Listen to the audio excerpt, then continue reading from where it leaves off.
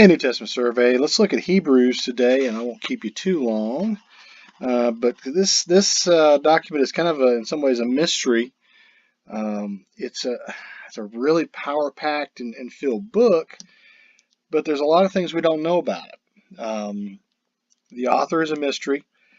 Some attribute it to Paul, some attribute it to others, but we don't know who wrote it. The intended audience is a bit of a mystery. I really don't know who it's to. I mean, the name itself, Hebrews, is anachronistic. That was used for the Israelites mainly in Egypt. I mean, I mean, the term even Israelite is kind of not well descriptive of the people who followed the Abrahamic faith after the Babylonian exile. Those before are Judahites. Those that kind of lived around Jerusalem before the Babylonian exile. Pretty much Judah was the environs of Jerusalem. And after the Babylonian exile, Jews, a variation of Judeans, became their name. Yehud was the designation for that area. So even Israelite or Hebrews, it's anachronistic. It's from a different time, different place. The genre of Hebrews is a mystery. It's kind of like a letter. It's kind of like a bunch of sermons. What is it? Its structure is even a mystery. And I've got two different outlines in different commentaries. The Hermeneia commentary by Harold Attridge has got one outline, and you kind of see some of the divisions there on the screen there. He breaks it up one way, and then we look at the another commentary here, if it'll pull up, and we find that there's the NIGTC, the New International Greek commentary there. It focuses on the Greek. There's a different outline there, different divisions.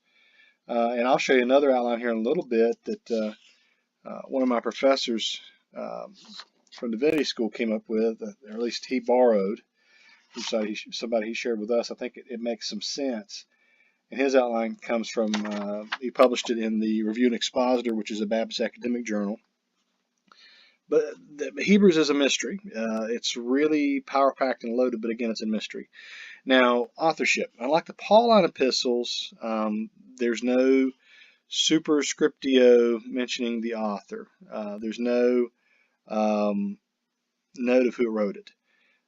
Some church traditions suggest Paul, Barnabas, Luke, Clement of Rome. Some modern scholars have suggested Apollos, Silvanus or Silas, Philip the deacon, even Prisca or Priscilla, the wife of Aquila, Jude. We really don't know, but there's some things we can look at the text and kind of derive. And you'll notice my little notes here. I incorporated my notes in my program here. First, the writer was skilled in Greek, and that's evidenced by the superior vocabulary and syntax. There are 1,038 different words used in the book of Hebrews. 169 of those are only in Hebrews and nowhere else in the New Testament. So this person seems, or at least the writer seems to show a higher level of education, or at least a higher writing style. Okay. Concerning the syntax, author uses several long periodic sentences. Chapter 1, verses 1 through 4 is 72 words. 2 through 4 is 54 words. 12, 18 through 24 is 91 words. You can do that in Greek, and kind of in a way, the Sermon on the Mount is like a direct object of a sentence. 2 chapters of Matthew, in some ways, is very much serving as a direct object. But yeah, you could do that in Greek. English, it's that's called a run-on sentence. You write like that, I'm going to fail you, right? Anyway, the writer of Hebrews is skilled in alliteration and rhetoric. Author's fond of the P sound, the P alliteration.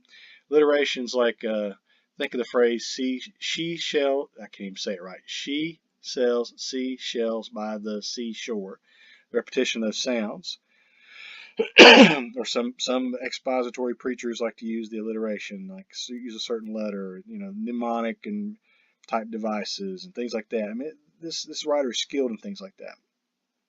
The letter P alliteration appears in 1:1 5 times, 11:28 5 times, 12:11 4 times, 2:2 3 times, 7:25 3 times, and 13:19 3 times.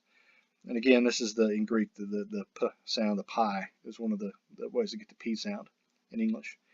Concerning rhetorical genre, some scholars believe that the author of Hebrews uses both epidictic and deliberative rhetoric. So this person seems to be very well educated, very well skilled. Now, as far as the audience goes, we don't know exactly who the intended audience was, but again, we can look at the text and we can flesh out some things that seem to be latent in the text. They seem to be second-generation Christians, and there seems to be some notion that they have been baptized. They have been initiated into the faith. The intended audience may have been Christians long enough to become teachers. 512 notes this, but their growth has been stunted. Their commitment, especially in their attendance at assemblies, has become lax. Don't forsake the gathering together of believers, has become the custom of some. But their waning commitment is evidence. And I've got several passages pulled up. 4:14 on the right side. This is the NRSV. Since then we have a great high priest who has passed through the heavens, Jesus, the Son of God. Let us hold fast to our confession. Again, hold fast to that confession. Kind of like we find in the pastoral epistles, the notion of the faith versus faith. We find this kind of established orthodoxy, if you will, going on, our confession. For we do not have a high priest who is unable to sympathize with our weakness, but we have one who in every respect has been tested as we are, right? Some notion may be persecution or some notion of temptation, yet without sin. Let us therefore approach the throne of grace with boldness, that we may receive mercy and find grace to help in time of need. So there's some sort of notion that they may be wanting to give up and they're needing to hold strong. Some other passages like this, and I get my computer to work here. Slow as molasses. 12:12, 12:13, 10:28-29. These passages also seem to convey this notion of there's some sort of pressure that wanes their commitment. Therefore, strengthen your feeble arms and weak knees, and make level paths before your feet, so that the lame may not be disabled, but rather healed. So the weak knees. I love Logos, but it does not work well on this Surface. This is the lower end processor anyway, but oh well. But anyway, some members in the audience may have been imprisoned. Here's 10:28. Let me go ahead and just read 10:28. Anyone who rejected the law of Moses died without mercy on the testimony of 2 or 3 witnesses. How much more severely do you think someone deserves to be punished who has trampled the Son of God underfoot, who has treated an unholy thing, the blood of the covenant, and sanctified them, who has insulted the Spirit of grace? It goes on, but yeah, some notions here of tempting to give up. There's notions of persecution. There's confiscation of property possibly going on, 10:34. They have not shed blood yet, 12:3. But there seems to be some perceived persecution or hostility or torture. And I've got the references on the left side there, 10:33, 12:3, 13:3. Public abuse and ridicule, which seems to be a reality in 10:33. The verse here, sometimes you were publicly exposed to insult and persecution. Other times you stood side by side with those who were treated so. You suffered long with those in prison, joyfully accepted confiscation of your property because you knew that you yourselves had better and lasting possessions. So we can know a little bit about this audience. There seems to be some sort of persecution going on. There seems to be some sort of notion of wanting to give up on the faith. But as was Tertullian said later in Christianity, in early Christianity, said the blood of the martyrs are the seeds of the church, right? And we'll talk about martyrdom a lot more when we get to Revelation. But you'll notice on the left side of the screen there's an outline, and this is from my personal notes. This is kind of adapted from Dr. Robert Canoy's article in Review and Expositor, came out a few years ago. This is not a definitive outline that encapsulates all the material of Hebrews. This is a exposition or exhortation theme outline. Again, there's many ways, excuse me, the scholars have tried to figure out the structure of Hebrews. It's in some ways mysterious.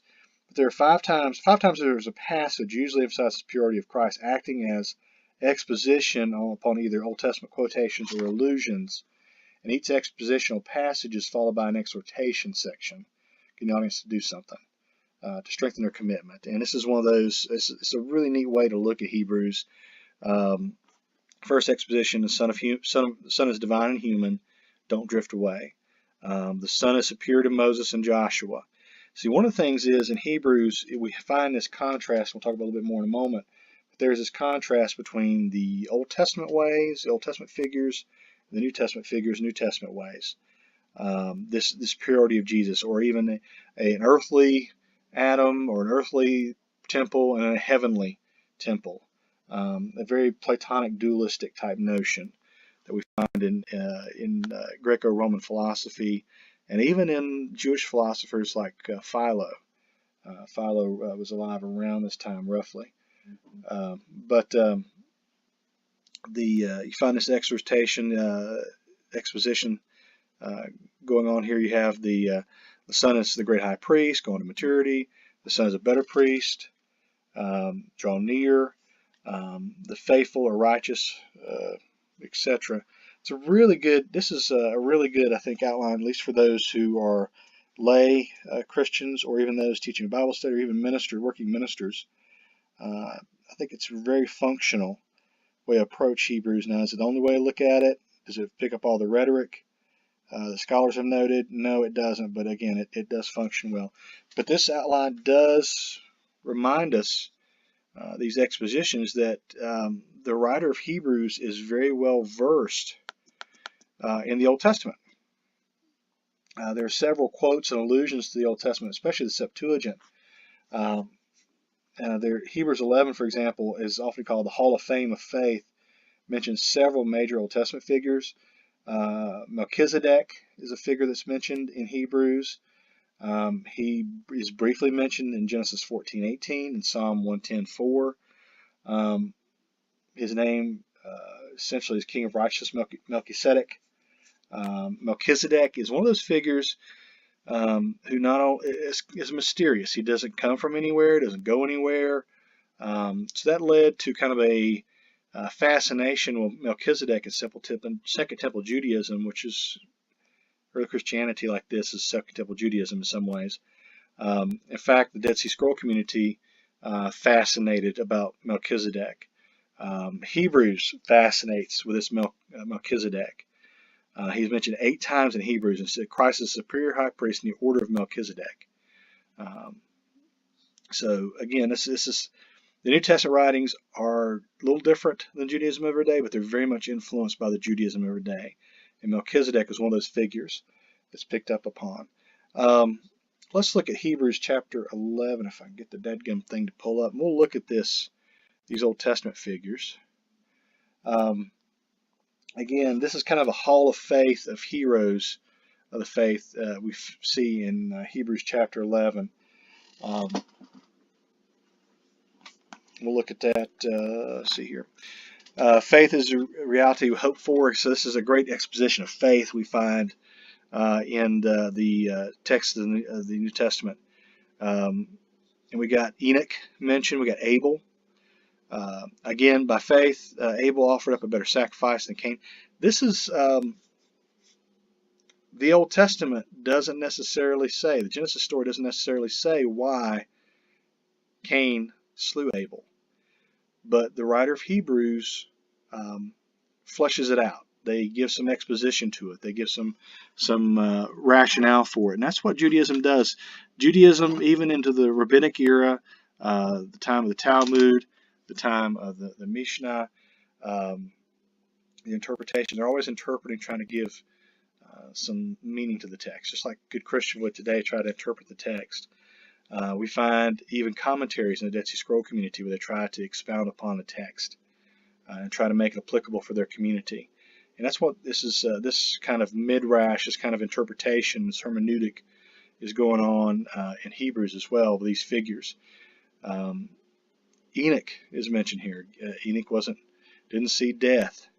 Enoch is another one of those figures from the Old Testament that's very much a fascination of Second Temple Judaism. There's apocalyptic books that focus on Enoch in Second Temple Judaism that bear his name, that weren't written by him. They're written, time around just before Jesus. but they're passed off as being his work. They're pseudo-epigraphic. They're false writings. They're meant to be in the spirit of Enoch, I guess you could say. Noah's mentioned here. Abraham. Abraham's given a little bit of text here, especially this notion of faith. Isaac's mentioned. Jacob, Joseph, Moses. I always want to say Moses with the Yul Brynner Ten Commandments, Moses voice, right? A good bit about Moses there, kind of recounting the history. Rahab is mentioned, a female, by the way. And then we have the judges: Gideon, Barak, Samson, Jephthah, David, Samuel, the prophets. And all these are used as kind of a exposition. The faithful or righteous and obedient journeyers and tested, to give basis for the exhortation. In other words, this is what has been done. This is what we should do. Since these Old Testament figures have run this race, chapter 12, let's run the race. Let's also run the race. So this is very much a rhetorical type thing. So Hebrews is very much shaped by that. Now, going back to the issue of Greek philosophy, I did mention that Hebrews relies heavily on Platonic dualism. This idea of there's a perfect eternal realm of the spirit, and then there's an inferior changing world below. Platonic dualism is evident in the discussion of earthly priests and tabernacle, the heavenly high priest Jesus in a tabernacle, or the heavenly tabernacle, the distinction between the earthly altar where animals are sacrificed, and then the atonement for Christ's death is a heavenly type of atonement. And of course, there's other models for this, what the cross and Jesus did. And as I record this, we're in Holy Week in 2019, and so I'm thinking about the cross a lot. But if I can get my computer to work, I'll bring up Hebrews chapter 6. Hebrews 6:6 is one of those passages in the New Testament that troubles some people, especially those of the Southern Baptist tradition. There's kind of a notion in Southern Baptist life, at least those from Southern Baptist tradition, about it's kind of a playing of both Calvinism, Arminianism. We're once saved, but always saved. We can freely choose Jesus, but once we're saved, we're good. We can't do anything to get out of his hand. So again, it's kind of for those, especially like a Methodist context. Some of you have mentioned you're Methodist. This would have been a little foreign to Wesley and later Methodist theologians, because it's very much not Arminianist. It's more of a Calvinist type thing. But then again, Southern Baptists believe anybody can be saved. It's not just an elect. So that's how we kind of come from this bit of two worlds. And of course, there's some Baptists who are very Calvinistic. Some Baptists are very Arminianist slant, especially the free will type Baptist. So there's over 100 different type of Baptist denominations in the United States. So you got a bit of a type of Baptist for whatever you want to do.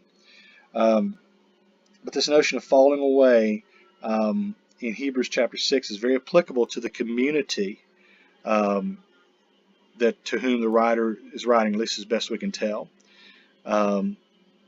Let's go on toward perfection, chapter 6, leaving behind the basic teaching about Christ, not laying again the foundation.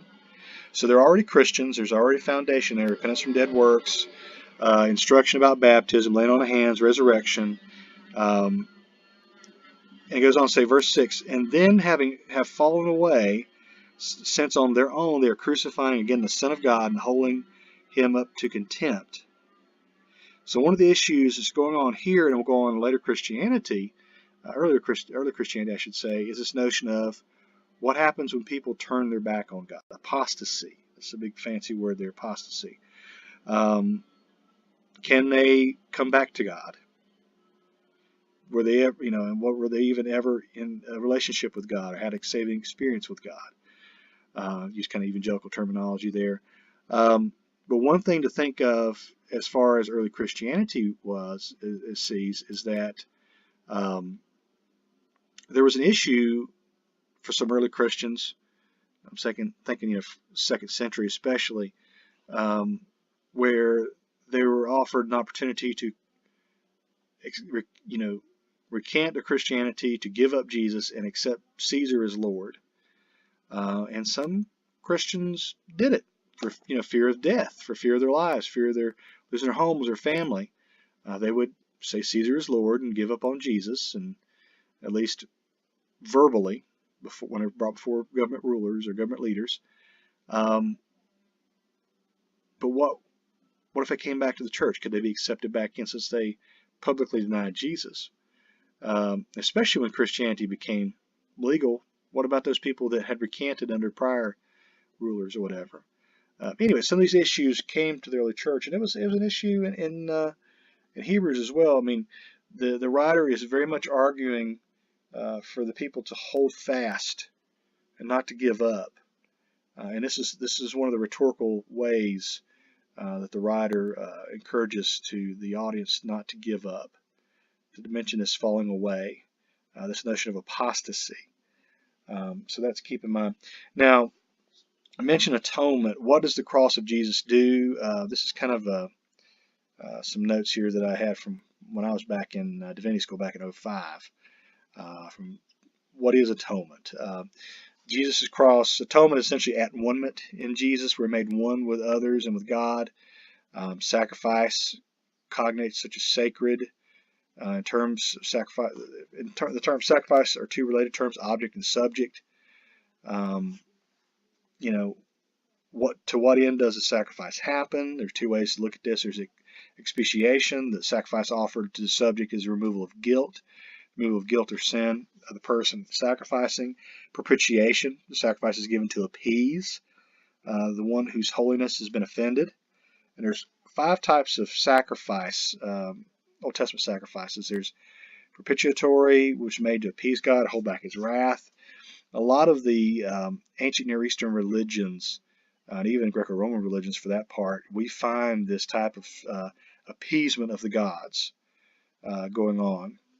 Gods and very much these other religions are very much kind of juvenile, don't make them angry, make them happy, don't take the kids' toys away from them type of thing. Another type of sacrifice, tributary, there's which is like tithes and tribute. Votive offerings that are made to accompany a vow. Thanksgiving sacrifices associated with votive offerings. There's free will offerings. All these different things. Old Testament practice of giving sacrifice. Person bring things, giving of oneself. But there's what exactly does the cross do? Several atonement theories. How are we atoned for? There's the educator, example, moral influence. The awesomeness of this ideal, the special man Jesus gives is the clearest picture of what God is like. Such an act in human history is so profound that it educates us in such an overwhelming way. Jesus is the ultimate moral example, ultimate educator of what we should be. He's the par excellence of the cross. Clement of Alexandria and Origen, two Greek-speaking church fathers, supported this. Abelard and Heloise, and also the Enlightenment of Bushnell and Schleiermacher, and dadgummit, computer went up too far. But another, not just the educator example of moral influence, we have another model, if this computer will work, is the satisfaction, ransom, or substitutionary or representation model. The justification model is prominent, very much so against Baptists, especially Southern Baptists.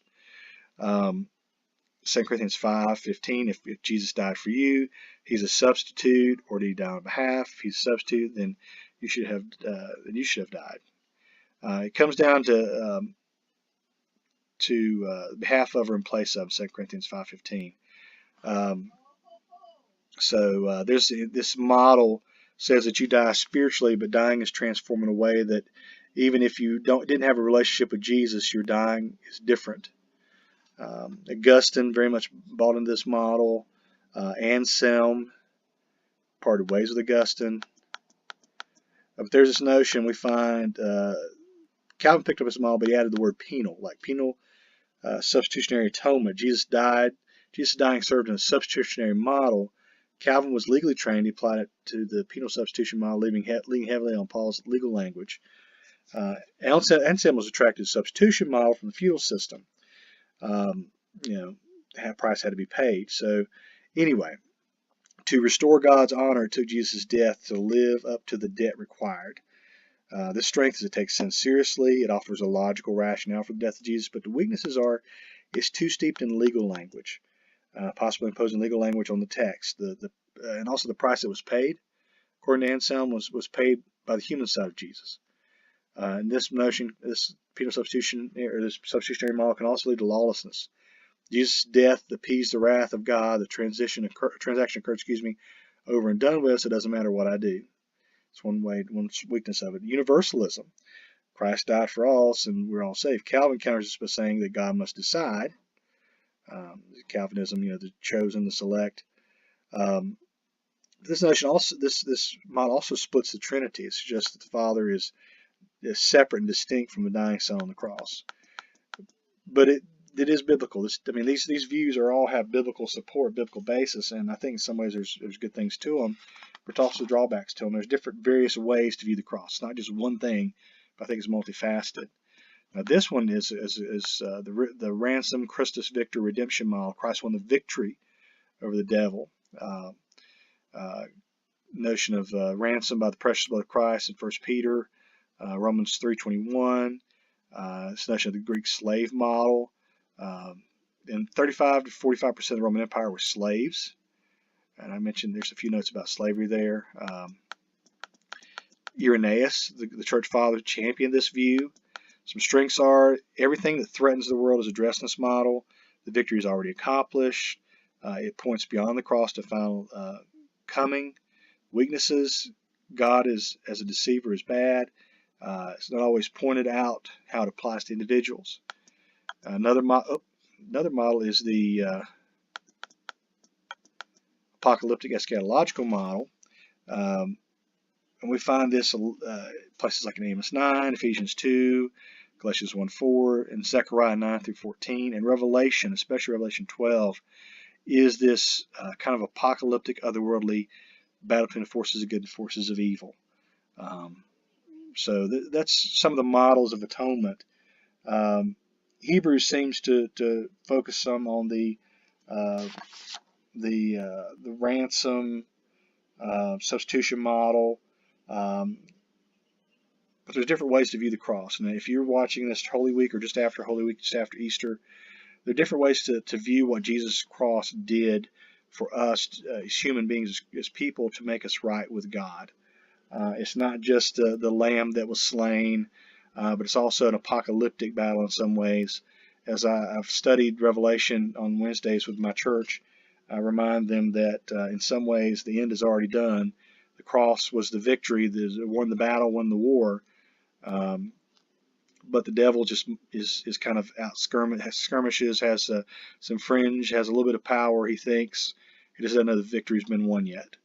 So that's one way to approach it. But anyway, so Hebrews is a mystery wrapped in an enigma in several ways, a very well thought out, very logical, very difficult text.